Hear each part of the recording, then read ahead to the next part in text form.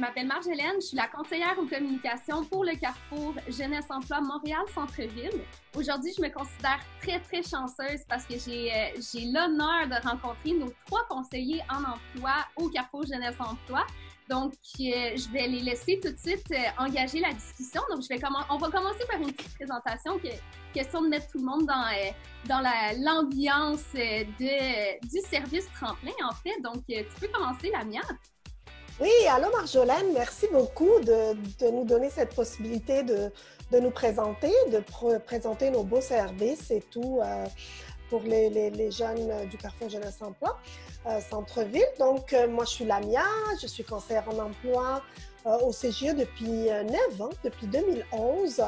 Avant ça, j'avais tout un parcours plus en psychologie industrielle et tout. Et là, par la suite, j'ai plus été dans le conseil en emploi, l'accompagnement des personnes à travers toutes les étapes. Donc, je travaille autant en individuel qu'en animation d'activités de groupe aussi au niveau du CGE. Bonjour, moi c'est Marina Ditiello. Je suis aussi conseillère en emploi avec mes 2 collègues Lamia et Bourama. Donc moi, ça fait 8 ans et demi que je suis au CGE et je fais l'accompagnement individuel ainsi que l'animation de groupe. Avant ça, j'étais aussi conseillère en emploi pendant 2 ans et demi et donc c'est ça, j'arrive quand même à un peu plus de 10 ans d'expérience dans le domaine. Et avant ça, j'étais aussi technicienne en travail social dans des écoles primaires. Donc, j'ai un bac en psychologie. Bourama. Bonjour mes collègues, bonjour Marjolaine. Cela fait vraiment plaisir de vous voir toutes. Moi, je m'appelle Bourama Keïta, je suis conseiller en emploi au Carrefour Jeunesse Emploi Montréal Centre-Ville. Cela fait 4 ans que je travaille au Carrefour Jeunesse Montréal Centre-Ville, mais cela fait depuis 2013 que je travaille dans le Carrefour Jeunesse Emploi. Donc, j'ai une maîtrise en dynamique sociale et développement. Donc, comme mes collègues aussi, j'accompagne les jeunes de 16 à 35 ans dans leur processus, dans leur démarche. Voilà. Donc, merci. Donc, merci d'être là. Vraiment, nos conseillers et conseillères en emploi sont très occupés. Donc, c'est vraiment une chance qu'on puisse les avoir aujourd'hui avec nous. Comme vous pouvez le voir aussi, ils et elles sont très qualifiés pour faire le type d'emploi que vous faites au Carrefour Jeunesse Emploi. Donc, ça, c'est super à voir. On va commencer tout de suite. On va rentrer vraiment dans le clou du spectacle. Bourama, est-ce que tu peux m'expliquer en premier lieu, c'est quoi le service tremplin? Merci Marjolaine pour la question. Le service tremplin, en fait, c'est le service qui est dédié en fait aux jeunes de 16-35 ans au Carrefour Jeunesse Emploi qui sont soit en recherche d'emploi ou qui veulent retourner à l'école. Donc, on fait de l'accompagnement individuel, donc du coaching en fait pour tout ce qui est recherche d'emploi, coaching de carrière. Et aussi, on fait de l'information scolaire et professionnelle aussi pour les jeunes qui veulent retourner à l'école, qui veulent reprendre les études. Et cette partie, donc l'information scolaire et professionnelle est aussi complétée par aussi une ressource en orientation aussi donc pour les personnes qui en ont besoin au niveau du Carrefour. Et aussi, on fait tout ce qui est accompagnement de groupe avec les ateliers à plusieurs niveaux. Et aussi, au niveau du service tremplin aussi, on essaie autant que possible de faire le lien entre les chercheurs d'emploi et les employeurs. Dans ce cas, on organise beaucoup d'activités. Ça peut être des ateliers ça peut être des conférences, ça peut être des déjeuners-causeries, ça peut être des activités de réseautage aussi. Donc, on organise beaucoup d'activités. Ça peut être aussi des conférences, comme je l'ai dit, avec la fonction publique, avec des employeurs en fait qui sont en processus d'embauche. Donc, c'est un service complet d'accompagnement pour faciliter l'intégration socio-professionnelle des jeunes. De façon générale, donc, on les aide dans leur processus pour définir des objectifs professionnels, les aider dans leur démarche, les aider avec les outils. Et aussi, on fait du suivi post-intégration en emploi parce que même quand on trouve un emploi, le processus continue. Il faut quand même que les jeunes passent la période probatoire. Donc, c'est un service quand même qui est complet, qui essaie autant que possible de répondre aux besoins du jeune, de partir de ses besoins, de savoir comment est-ce qu'on peut mettre des stratégies d'accompagnement pour qu'ils puissent atteindre ses objectifs avec des emplois de qualité, des emplois qui correspondent à ses attentes et aussi tout le service qui puisse leur permettre aussi de progresser, de développer leurs compétences et aussi d'atteindre des objectifs plus élevés en fait. En gros, c'est le service qu'on donne. C'est un descriptif quand même de tremplin. qui est très large, et puis on essaie autant que possible de faire soit de l'accompagnement individuel et des accompagnements de groupe, avec aussi beaucoup de liens avec les employeurs. Ben, à écouter ça, j'ai l'impression que vous faites vraiment vos services, c'est de A à Z, du début à la fin du parcours socio-professionnel des participants. T'en as dit beaucoup, là. Va falloir gober ça comme on le dit en bon québécois, mais vraiment, j'ai l'impression que vous êtes là tout le temps, là, du début à la fin, peu importe les besoins, vous êtes là, c'est ça?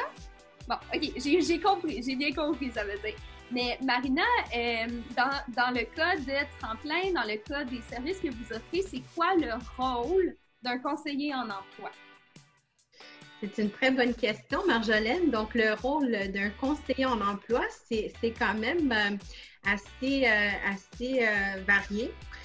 Donc, c'est comme Bourama disait, ben, c'est beaucoup le coaching, l'accompagnement des personnes qui sont ou ce soit en recherche d'emploi ou bien qui veulent retourner aux études, mais aussi des gens qui sont déjà en emploi, qui veulent travailler sur certains éléments dans leur travail. Donc, on fait vraiment du coaching personnalisé. Pour chaque personne, on va quand même évaluer c'est quoi leurs besoins. Donc, c'est beaucoup d'être à l'écoute. Notre rôle est essentiel dans l'écoute active de la personne, dans leurs besoins, sur quoi on a besoin de travailler avec eux. De les guider aussi dans leur démarche. Donc, si c'est la recherche d'emploi, bien, de voir un peu avec eux qu'est-ce qui est important comme objectif, c'est quoi leur objectif d'emploi et comment on peut les accompagner là-dedans. Ensuite, c'est de s'assurer qu'ils ont quand même des outils qui sont quand même bien faits pour qu'ils aient quand même du succès à avoir des entrevues, puis ensuite, bien sûr, pour avoir un emploi. Donc, on va quand même revoir le CV, la lettre de présentation, c'est quoi leur technique de recherche d'emploi, de marketing de soi aussi, leur profil LinkedIn, est-ce qu'il est bien à jour? Comment ils se présentent sur les réseaux sociaux aussi. On va faire un petit tour pour s'assurer que c'est quand même professionnel. Comment faire du réseautage, se préparer aussi, bien sûr, pour des entrevues. Et le but, vraiment, c'est pour qu'ils aient du succès et qu'ils aient l'emploi. Mais aussi, par rapport à l'information scolaire et professionnelle, bien, c'est quand même d'explorer avec eux c'est quoi les programmes. Et avant même d'explorer les programmes, bien sûr, bien, c'est de regarder un peu la connaissance de soi, puis de voir bien, c'est quoi leurs intérêts, c'est quoi leurs valeurs, c'est quoi leur personnalité pour justement faire des bons choix par rapport au programme d'études et de voir un peu bien, c'est quoi les institutions scolaires qui peuvent offrir tel programme et on va les accompagner jusqu'à l'inscription. Donc, ils sont vraiment soutenus pendant toute cette période-là. Et comme je disais tantôt, bien, ça peut aussi être vraiment d'accompagner des personnes qui sont déjà en emploi, mais qui ont parfois des difficultés au travail. Ça peut être dans l'équipe, ça peut être des conflits, ça peut être juste, je me sens que j'ai besoin de plus de responsabilité dans mon rôle, comment je puisse préparer une rencontre avec mon directeur, par exemple. Ça peut être la négociation salariale. On a déjà eu au CJE une belle conférence sur la négociation salariale. Donc, c'est quand même des petits enjeux que les gens ont quand on est en emploi et nous, on va vraiment les accompagner là-dedans. Mais c'est ça, notre rôle est encore plus essentiel parce que des fois, bien, des gens vivent quand même des problèmes de santé, que ce soit santé physique, santé mentale. On ne peut pas non plus dire que bien, en ce moment, on vit quand même tous des choses en ce moment. Donc, c'est ça, comment peut-on gérer toutes ces émotions puis des inquiétudes qu'on a. Donc, on a souvent eu des personnes qui nous ont partagé un peu leurs inquiétudes, puis comment des fois gérer l'anxiété ou comment gérer le stress qu'ils vivent pendant cette période. Donc, on peut aussi les accompagner là-dedans, puis leur offrir des ressources aussi pour vraiment bien les outiller pour qu'ils soient pris en charge dans ce qu'ils vivent.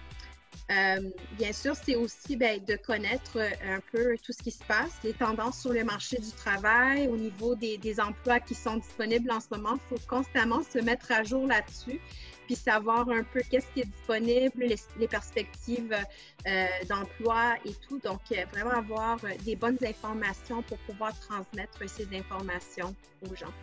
Et je suis sûre que j'en manque un peu de ce qu'on fait, mais en gros, c'est quand même un peu le rôle d'un conseiller en emploi.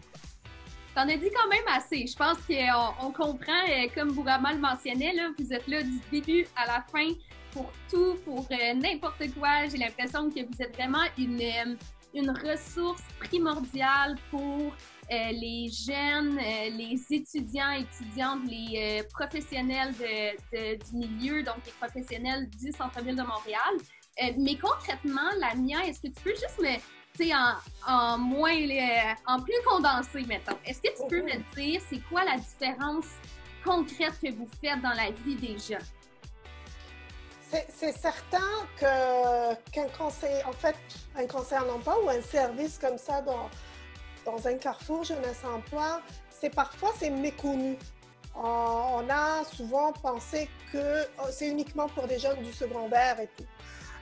C'est pas du tout le cas. C'est un peu le cas, bien sûr, on accompagne des jeunes du secondaire, mais on a toutes sortes de clientèles diverses et variées jusqu'à l'âge de 35 ans. Donc, la différence, je ne vais pas répéter ce qu'a dit Marina et Bourama, c'est la différence qu'on fait, c'est qu'on forme des personnes à trouver des emplois. Parfois, je les appelle les trouveurs d'emploi, pas des chercheurs d'emploi. Ça veut dire, on a une méthode qui s'appelle la méthode dynamique de recherche d'emploi. Donc, là, on applique cette méthode-là. Donc, le jeune qui vient nous voir, c'est pas comme juste, OK, là, je vais réviser ton CV, puis je vais te préparer un peu à l'entrevue. Non, on a toute une méthode qui existe, qui a fait ses preuves et qui permet à la personne d'être efficace. Donc, quand ils viennent nous voir, souvent, ils font de la recherche un peu aléatoire. Ils envoient des centaines de CV sans aucune réponse. Ils tapent à toutes les portes. Ils n'ont pas un objectif précis. Nous, avec nous, on va leur apprendre justement à avoir cette stratégie-là, mettre en place, avoir un objectif, avoir un plan d'action, avoir de bons outils, être préparé au marché du travail, savoir c'est quoi.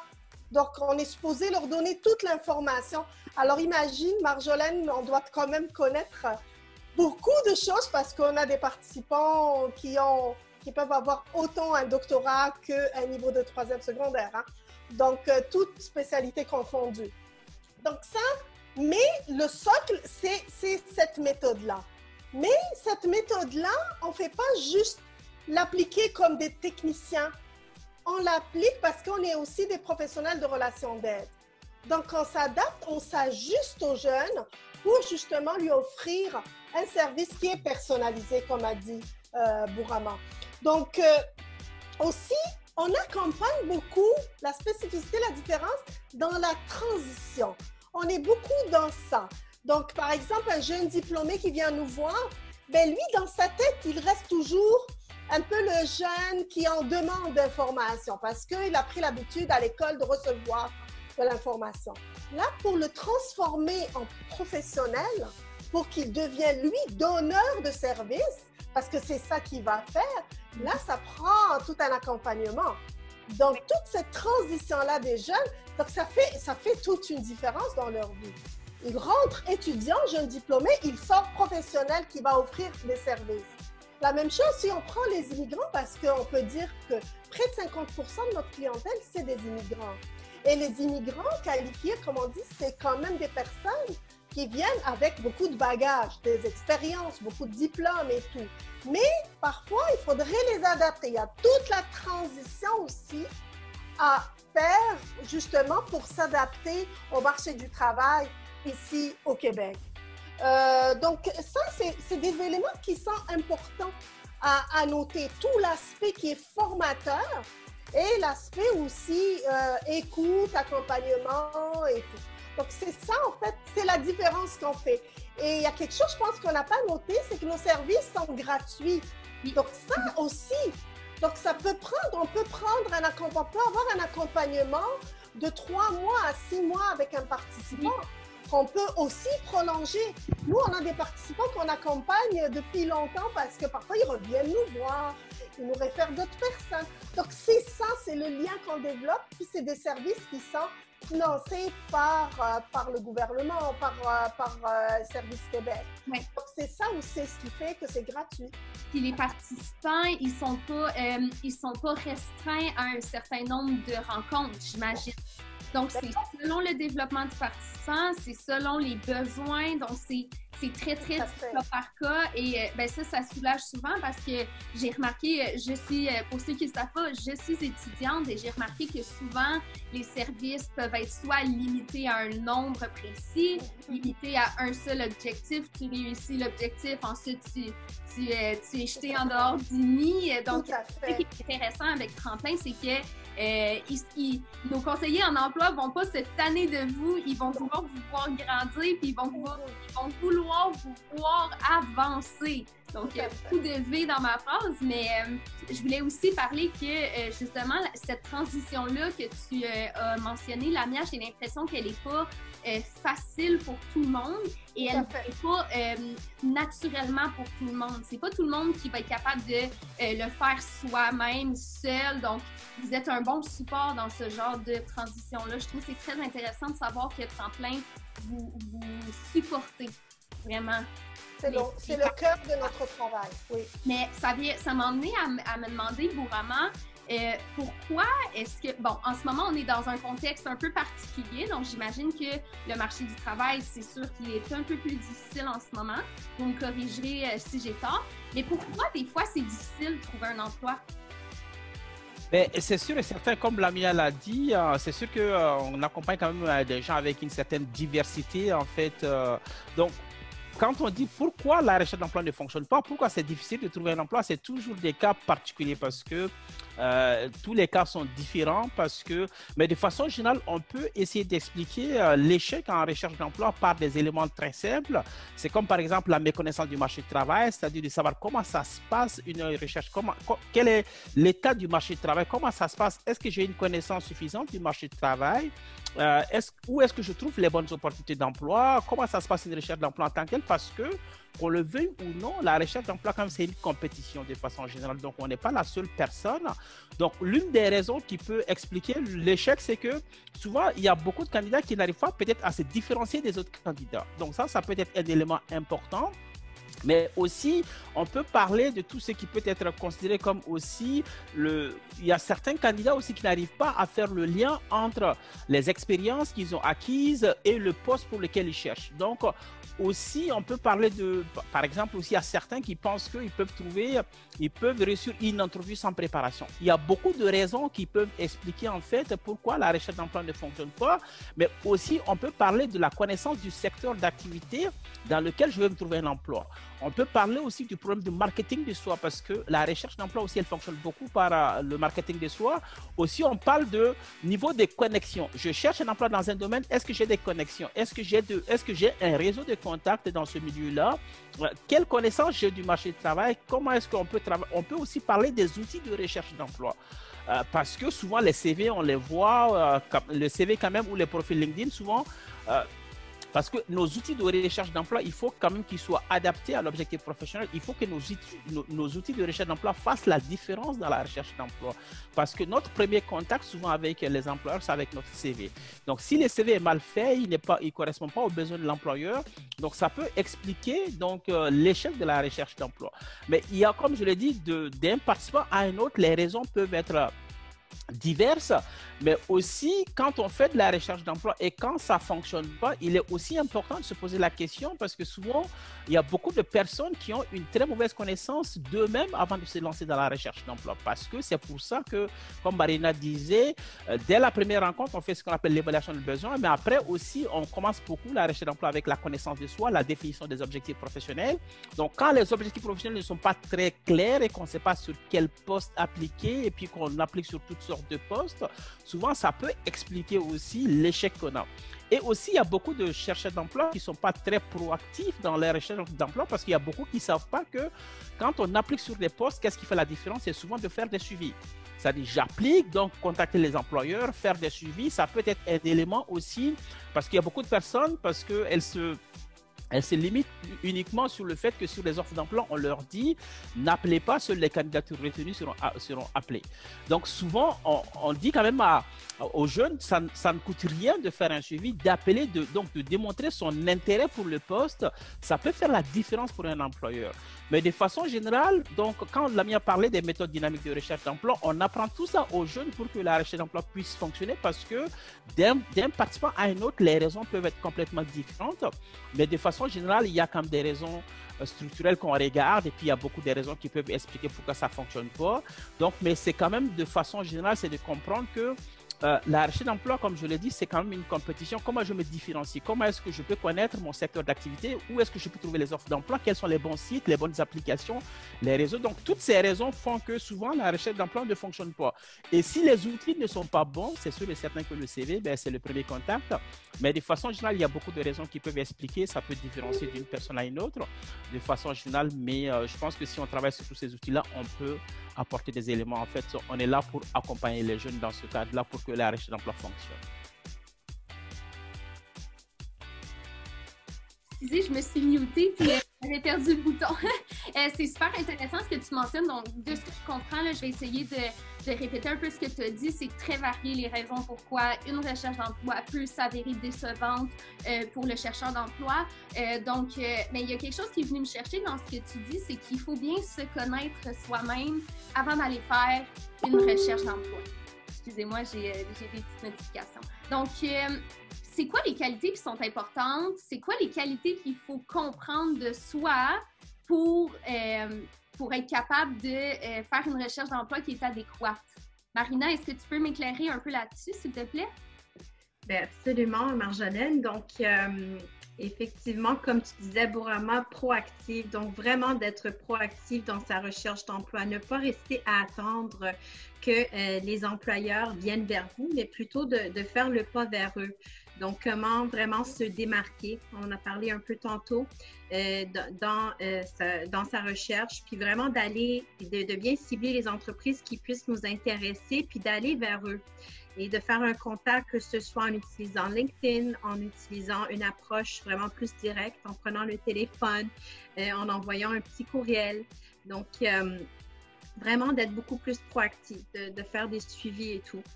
Je dirais aussi la persévérance, c'est super important.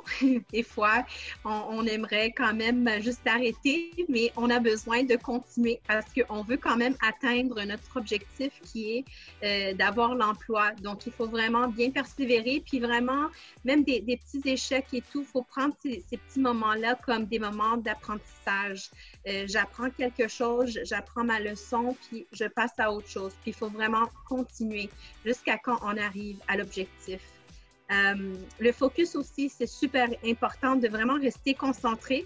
On peut des fois se retrouver à faire plein d'autres choses. Donc, il y a beaucoup de distractions, surtout si on est à la maison, qu'on fait notre recherche d'emploi à la maison. C'est pour ça qu'on aime bien quand on faisait le sprint vers l'emploi qui va quand même bientôt revenir, puis on était en groupe pour faire la recherche d'emploi, ça aide beaucoup.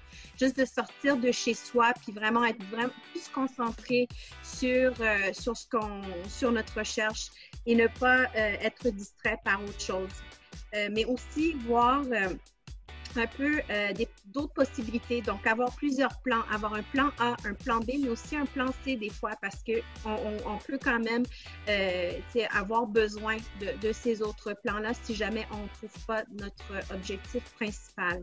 La motivation, super important, de vraiment rester énergisé, s'auto-encourager, trouver des petits moyens pour rester motivé.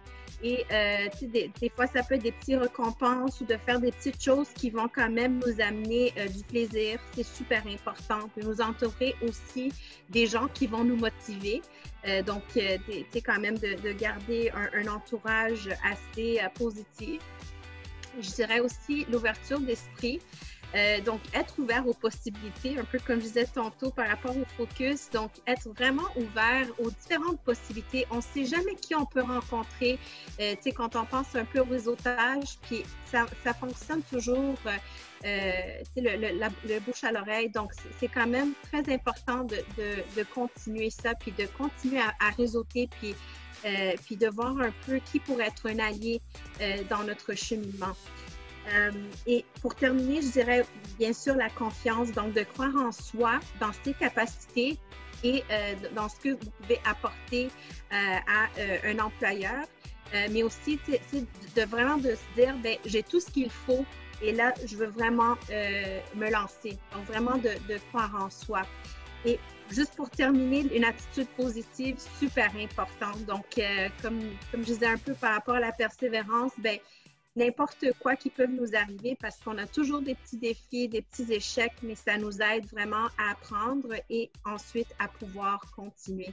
Donc, vraiment de prendre chaque expérience comme une opportunité d'apprentissage et continuer dans nos démarches. Je dirais que c'est un peu les qualités qui sont essentielles. Je trouve que c'était comme un discours d'inspiration, comment tu l'as mentionné. Je te dis, si j'avais pas d'emploi en ce moment, j'aurais le goût de venir vous voir pour chercher puis trouver un emploi avec vous. Moi, ce qui est venu me chercher aussi, que tu dises de garder une attitude positive, je pense qu'en ce moment, c'est peut-être un petit peu plus difficile de rester positif au travers de ce qu'on vit. C'est des situations difficiles pour tout le monde, donc je pense que ça, c'est probablement une qualité qui est très, très importante. Et les personnes qui sont à la maison et qui nous écoutent, ces qualités-là, corrigez-moi si j'ai tort, mais je pense qu'elles se développent. Donc, ça se développe au fil du temps. Vous pouvez nous encadrer et nous supporter pour les développer pour que ça vienne jouer un rôle dans notre recherche d'emploi. Donc, c'est correct si vous sentez que vous ne les avez pas toutes les qualités. C'est normal, on a tous des qualités, on a tous des défauts, mais nos conseillers en emploi, justement, leur but, c'est de bien vous encadrer et de bien vous former dans la recherche d'emploi. Donc ça, c'est mon petit message d'inspiration à moi. Ben là, l'inspiration, comment tu parlais, Marina, ça m'a emmenée à vouloir en entendre un petit peu plus sur les événements que vous faites avec Tremplin. Est-ce que Lamia, en fait, est-ce que tu as une expérience ou une histoire à succès que tu aimerais ça partager avec nous?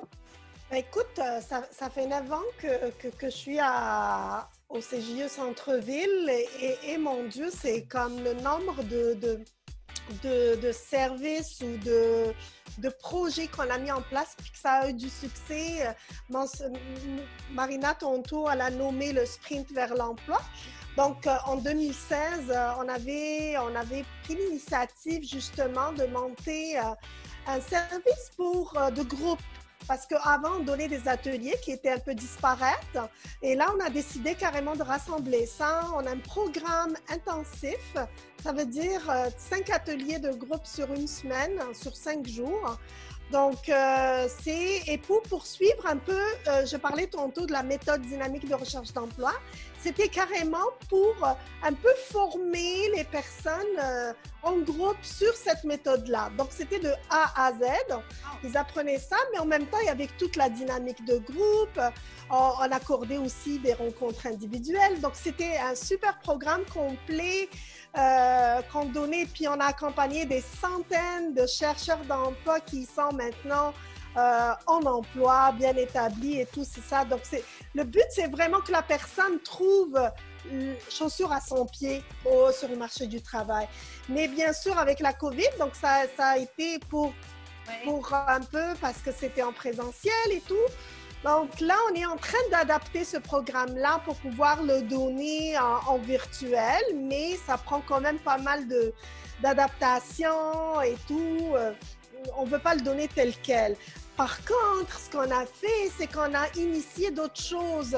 On a initié ce qu'on appelle les midi-causeries. Oui. Donc, ça, on l'a fait dès le mois de juin. Donc, on a lancé ça. On choisit une thématique qui touche la personne dans ses préoccupations.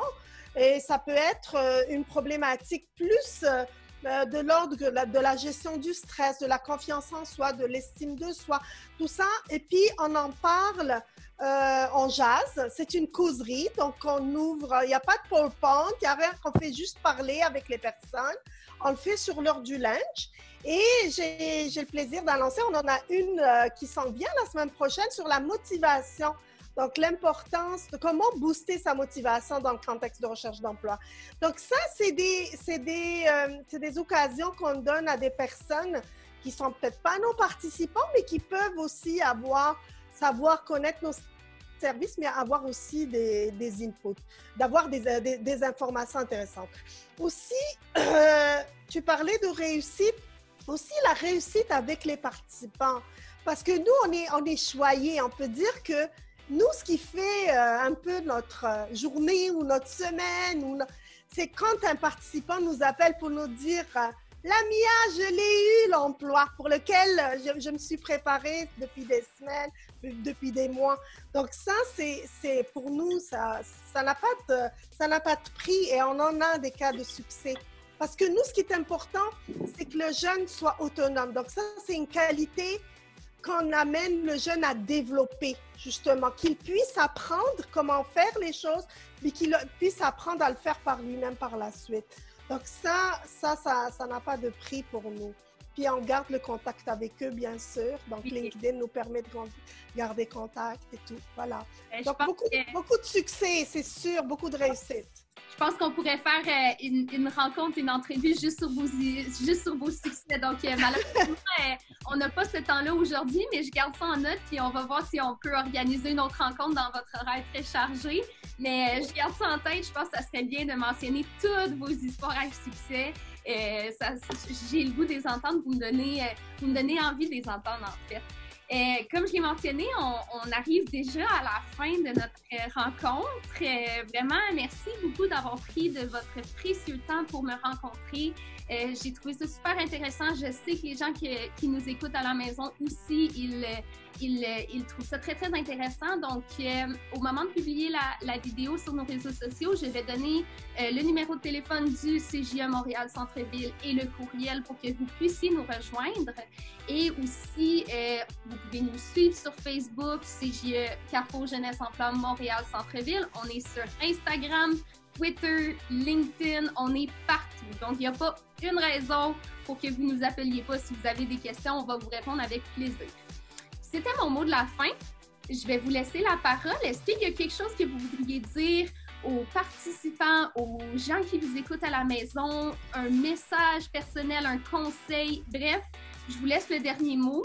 On va commencer avec Marina, ensuite il va y avoir Bourama et Lamia. On va finir comme ça. Fait que moi, je parle plus. D'accord. Ben oui, mon message est vraiment, on est là.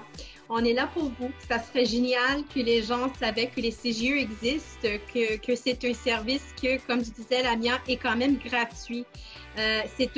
On offre aussi, on n'a pas mentionné, mais on a aussi des services bilingues. Donc, on peut quand même accompagner, que ce soit en français et en anglais.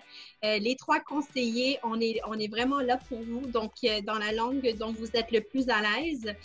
C'est pour les 16 à 35 ans, parce que c'est sûr, il y a d'autres organismes après, mais c'est quand même tellement, on est vraiment chanceux de voir des fois l'évolution des gens.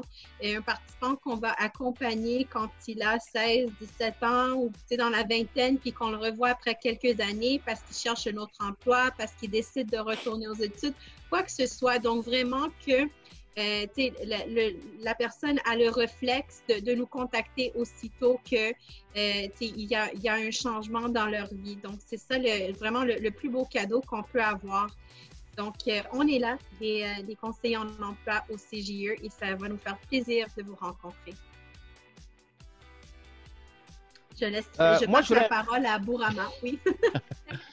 Moi, j'ai un message particulier en fait aux jeunes de façon générale, parce que on est quand même, tout le monde sait qu'on est quand même dans une période très particulière, une période très difficile avec le contexte de pandémie. C'est sûr et certain que c'est une période où les gens vivent de façon vraiment différente, mais on sait que les conséquences sont très nombreuses. Il y a beaucoup de personnes qui ont perdu leur job, il y a des problèmes, des personnes qui souffrent, des personnes qui vivent d'anxiété, qui vivent dans des problèmes de santé mentale.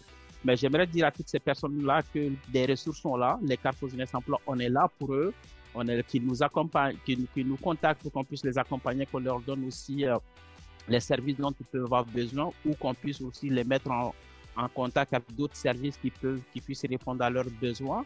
Donc, c'est sûr que la recherche d'emploi, ça demande quand même une bonne disponibilité au niveau de la santé mentale, de la santé physique, c'est sûr et certain. Et puis, on sait que cette période, elle joue beaucoup sur la santé de façon générale des jeunes. Donc, les services, comme Marine l'a dit, on a un service gratuit d'accompagnement et puis de soutien. Donc, les portes du Carrefour Jeunesse Emploi seront toujours ouvertes pour eux. Et on est sûr et certain qu'avec l'expertise qu'on a, avec la diversité des services, des profils et puis tout ce qu'on peut leur apporter, je suis pas mal sûr que dès qu'ils appellent le Carrefour Jeunesse Emploi, ils auront un service professionnel, un service de qualité. Et je suis sûr que c'est des services qui vont faire la différence de façon générale dans leur parcours. Donc, comme Lamia parlait des succès aussi, on a tellement de succès et puis on ne peut pas parler ici de tous ces succès-là. Mais de façon générale, surtout un message très simple, c'est que quand on cherche un emploi, souvent pour certains jeunes, quand ça ne fonctionne pas, on a l'impression qu'on est seul. Mais il faut que les jeunes sachent qu'ils ne sont pas seuls parce que le processus de recherche d'emploi aussi, ça peut être un long processus qui peut être compliqué, qui peut être difficile, mais si on est soutenu par un professionnel en développement de carrière, ça peut faciliter les démarches, ça peut aider à trouver son chemin et à faire une différence dans le parcours des jeunes. Donc, je dis aux jeunes, nous sommes disponibles pour eux, qu'ils n'hésitent pas à nous contacter et je suis pas mal sûr qu'on va répondre à leurs besoins avec un service professionnel de qualité, avec une belle expertise. Merci. Moi, je compléterai par une information, je pense qu'on ne l'a pas mentionné, c'est que depuis qu'on est en pandémie, nos services, on les donne pour une grande partie en ligne, en virtuel, donc on fait du télétravail, mais on n'a jamais arrêté depuis le mois de mars. On a poursuivi tout de suite, on a switché tout de suite les rencontres du présentiel au virtuel. Donc, on peut tout à fait vous accompagner alors que vous êtes chez vous, vous n'avez pas besoin de sortir, de prendre des risques, surtout en ce moment. Donc, vous pouvez tout à fait prendre rendez-vous avec nous et avoir cet accompagnement-là personnalisé. Pour les personnes aussi qui n'ont pas cette possibilité-là de se connecter ou alors qui ne veulent pas avoir cet accompagnement-là en ligne, c'est possible aussi, bien sûr, on est présent, chacun de nous, une journée, semaine au CJE, donc, puis je pourrais qu'on soit plus que ça. Et on fait des rencontres en présentiel, bien sûr, en respectant toutes les règles qui sont édictées par la santé publique. Donc c'est ça, n'hésitez pas. On est des services adaptés, on est là pour vous écouter. Chercher un emploi, c'est plus le fun de le faire quand on est avec quelqu'un, quand on arrive à parler à une personne, à échanger des idées, ne pas le faire seul parce que c'est déprimant. Donc, n'hésitez pas à nous contacter puis à prendre un rendez-vous. Voilà, donc que ce soit par téléphone, par visioconférence, en présentiel, vous pouvez nous rejoindre par tous ces moyens-là. Merci, Marjolaine. Merci beaucoup. Je vais vous donner tous les renseignements pour contacter le Carrefour Jeunesse Emploi Montréal Centre-Ville dans les descriptions de la vidéo. Moi, j'ai envie de dire, nos conseillers en emploi, vous êtes comme des super-héros. Vraiment, vous vous êtes adaptés face à la pandémie. Vous avez utilisé le télétravail comme des pros. Vous êtes encore là pour les jeunes, encore plus que jamais. En fait, je vous compare vraiment à des super-héros. Et vous supportez les gens, vous les encouragez à trouver l'emploi qui va vraiment les rendre heureux. Donc vraiment, je veux vous remercier.